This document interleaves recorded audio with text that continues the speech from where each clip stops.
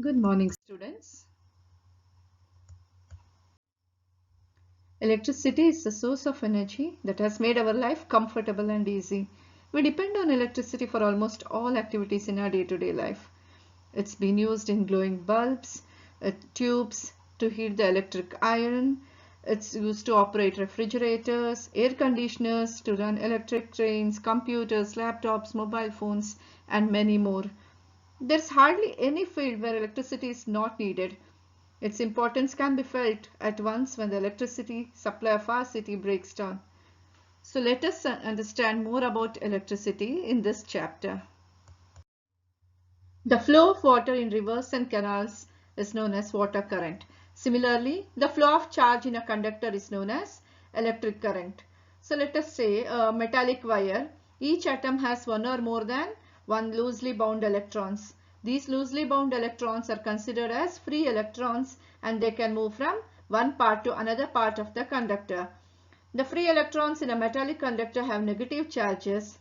Since free electrons move throughout the conductor, they are the charge carriers. These charge carriers in a metallic conductor are known as conduction electrons. The flow of these electrons in a conductor constitute an electric current. So, there must be some device which causes the flow of electrons through a conductor, and this is known as electric cell. Electrons, you know that it flows from negative terminal to positive terminal, and this is known as electronic current. Electric current flows from positive terminal to negative terminal, that is the opposite direction of the previous one, and this is known as conventional current. So we'll be learning more about conventional current. Electric current can be defined as the rate of flow of charges through a conductor or quantity of charges flowing through a conductor in unit time. Here you can see I equals Q by T. I is the current, Q is the quantity of charge, and T is the time. So, electric current can be expressed as the flow of charges through a conductor in unit time. SI unit of current is ampere. Or we can define ampere as the current flowing through a conductor if 1 coulomb of charge flows through it in 1 second. Or we can say 1 ampere equals 1 coulomb per second.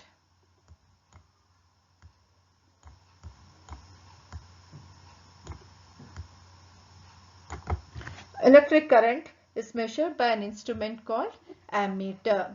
You will be learning in detail about this in next video. Here you can see the flow of electrons around a circuit.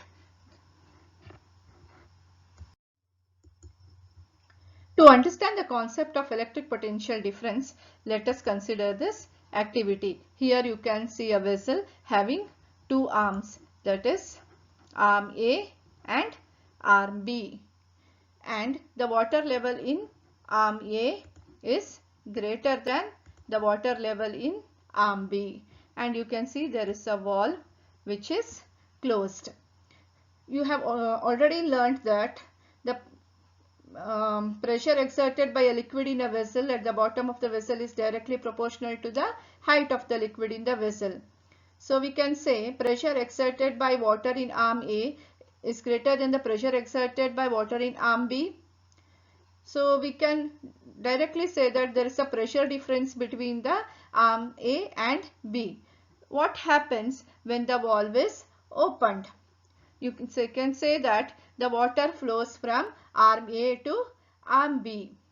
Why it flows? Because there is a pressure difference. And the water flow continues till the water level in both the arms of the vessel becomes equal, or we can say there is no pressure difference between the two arms.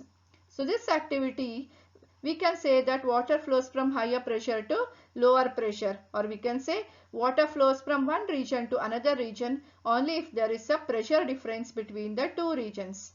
Similarly, electrons in a conductor or a wire flow from one end to another end of the conductor if there is electric pressure difference called electric potential difference between the ends of the conductor. Electric current will flow through a conductor only if there is a difference in the electric potential between the two ends of the conductor. This difference in electric potential between the two ends of a conductor is called potential difference. The electric potential difference across the ends of a conductor is maintained by a dry cell or a battery. The chemical reactions taking place in a cell makes one electrode of the cell as positive and the other electrode of the cell as negative. When we connect a conductor across the electrodes of the cell, one end of the conductor is at positive potential, that is at higher potential, and the other end of the conductor is at negative potential, which is the lower potential. By this, there is an electric potential difference across the ends of the conductor. This electric potential difference moves the electrons, that is the negative charges in the conductor, from one end to the other end. So how it moves? From lower potential to higher potential. Potential difference between 2 points A and B of a conductor is the amount of work done to move a unit charge from A to B. So we can define potential difference as the amount of work done to move a unit charge from point A to point B. Here, if V is the potential difference, that is volt, which is the SI unit of potential difference, V equals W by Q, where W is the work done and Q is the charge. 1 volt is the potential difference when 1 joule of work is done to move a charge of 1 coulomb from one point to another. So 1 volt equals 1 joule per coulomb. Or is there any other way to define coulomb? As you have already learnt from previous slide that current equals Q by T. Can we express here 1 coulomb as I into T? Therefore, we can also say 1 volt equals 1 joule per current into time. Potential difference is measured by voltmeter. An electric circuit is a closed conducting path containing a source of electric energy and a device or load utilizing the electric energy. Let us understand this with the circuit here. Here you can see a schematic diagram of an electric circuit which consists of a cell. A cell is nothing but source of electric energy, and we have a electric bulb. Here electric bulb is a device or a load, and ammeter, an instrument used to measure electric current. So this makes a electric circuit. So here cell is a source of electric energy and an electric bulb is the load. There are two types of circuits, that is open circuit and closed circuit. First, let us understand what an open circuit is. Here you can see an electric circuit through which no current flows. Here you cannot see the bulb glowing. Why the current is not flowing here? Because the plug of the key is taken out, or if any connecting wire breaks from any point, there will be no flow of energy, so no flow of electric current flows, and this type of circuit is known as open electric circuit. An electric circuit through which electric current flows continuously is known as closed circuit. In this figure you can see a closed circuit where the plug of the key is not taken out, that it is closed, and there is a flow of electric current, and which makes the bulb to glow. So we can see open circuit and closed circuit. Let us solve few numericals based on the definitions and few concepts that you have learned today. So the formulas used today to solve the numericals are I equals Q by T, where I is current, Q is charge and T is time. Or we can also say I equals N into E by T. where E is 1.6 into 10 to the power of minus 19 coulomb. I is measured in ampere, that is current is measured in ampere, T in seconds, time in seconds, and charge in coulomb. First problem, calculate the current in a circuit if 500 coulomb of charge pass on through it in 10 minutes. Now let us list what are the things given. Here 500 coulomb of charge is given. So I'll write down Q equals 500 coulomb. And time is given, that is 10 minutes. So T equals 10 minutes. In previous slide you have already learnt that time should be in seconds. So we will convert 10 minutes into seconds, that is 10 into 60 seconds, that is 600 seconds. Now let us understand what are things to be calculated. Here we need to calculate current. So this part has to be calculated. We already have learnt the formula I equals Q by T. Here Q is given, T is given. T we have converted into seconds as it was in minutes. We will substitute the value of Q and T in this formula to calculate current. So current equals 500 coulomb by 600 seconds, as we have converted 10 minutes to seconds, which becomes 600 seconds. What happens here? These two zeros and these two zeros gets cancelled. We get 5 by 6. When we simplify it, we get current equal to 0.83 ampere. As we know, the SI unit of current is ampere. We always express I in ampere. Therefore, the current in a circuit of 500 coulomb of charge in 10 minutes is 0.83 ampere. Let us move on. Calculate the charge that would flow in 2 hours through an element of an electric bulb drawing a current of 0.25 ampere. Here, what are the things given? Here they have given 2 hours, that is the time, and it is in hours, so we will convert it into seconds. First we have to convert into minutes and then into seconds. Therefore 2 hours 60 into 60, that is 7200 seconds. So we need to calculate the charge. How much charge will flow in 2 hours through an element of an electric bulb drawing a current of 0.25 ampere. So they have given current, that is 0.25 ampere. We need to calculate charge.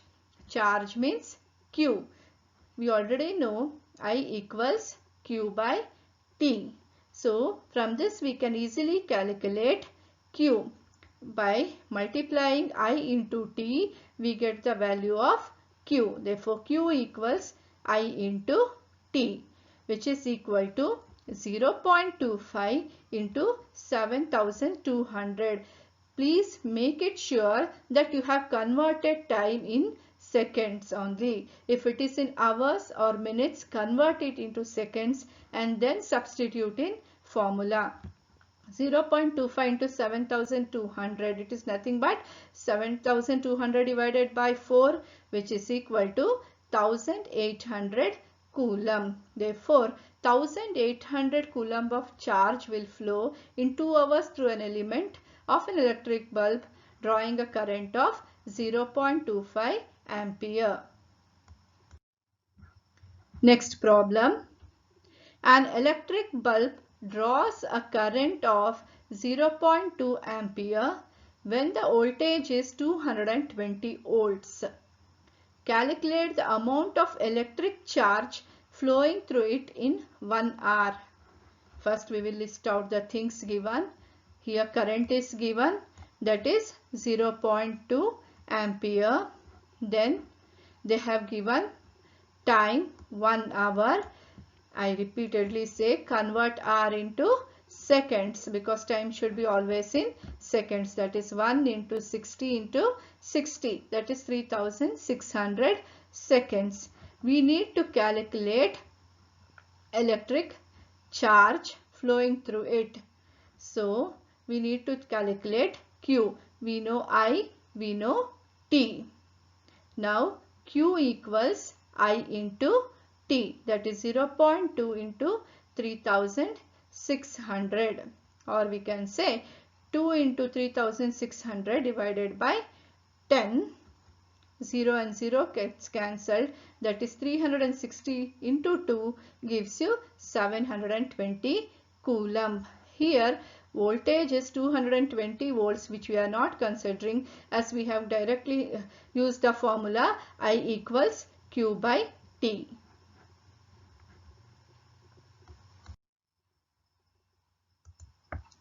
Calculate the number of electrons that flow per second to constitute a current of 1 ampere. Charge of an electron is 1.6 into 10 to the power of minus 19 coulomb. So let us list out the things given here. Current, that is equal to 1 ampere. Charge of an electron is 1.6 into 10 to the power of minus 19 coulomb. Here we need to calculate number of electrons. Current is given, time is given, that is 1 per second. So what we need to calculate is number of electrons. I equals N into E by T, or N by T equals I by E. 1 by 1.6 into 10 to the power of minus 19. Now here, to simplify it, 1 by 1.6 into 10 to the power of minus 19 will become 10 by 16. So when we remove decimal point here, 10 by 16, and 10 to the power of minus 19, when we bring it to numerator, it becomes 10 to the power of plus 19. So 10 by 16 will give us 0.625 into 10 to the power of 19, or we can write it as 6.25 into 10 to the power of 18. Therefore, number of electrons that flow per second to constitute a current of 1 ampere is 6.25 into 10 to the power of 18 per second. Next problem.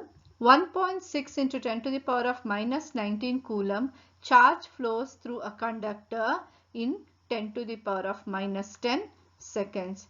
Find the current flowing through the conductor. Let us list out the things which are given here. That is charge Q, which is equal to 1.6 into 10 to the power of minus 19, and time 10 to the power of minus 10 seconds. Here it is in its standard form, that is in seconds, so no need to convert it. You can directly write in seconds, and charge also it's in coulomb. We need to calculate current. I equals Q by T. We know the value of Q, we know the value of T. Let us substitute the value of Q and T in this formula. Therefore, I equals 1.6 into 10 to the power of minus 19 divided by T, that is time, which is equal to 10 to the power of minus 10. Therefore, 1.6 into 10 to the power of minus 19 by 10 to the power of minus 10. Now, let us simplify this. 1.6, we will keep it as it is. Next, 10 to the power of minus 10, which is in the denominator, if we bring it to numerator, it will become 10 to the power of plus 10. As you have already studied, 1 by a to the power of minus m equals a to the power of m. So I will write 10 to the power of minus 19 as it is, and 10 to the power of minus 10, which is in denominator, if I bring it to numerator, it will become 10 to the power of plus 10. Now again 1.6 I will write as it is. You have learnt here a to the power of m into a to the power of n equals a to the power of m plus n. Therefore, 1.6 into minus 19 plus 10 becomes minus 9. Therefore, it becomes 1.6 into 10 to the power of minus 9. Here also we get I equals 1.6 into 10 to the power of minus 9 ampere. In today's class, you have learnt about few basic definitions about current, potential difference and solved few numericals on these. Thank you.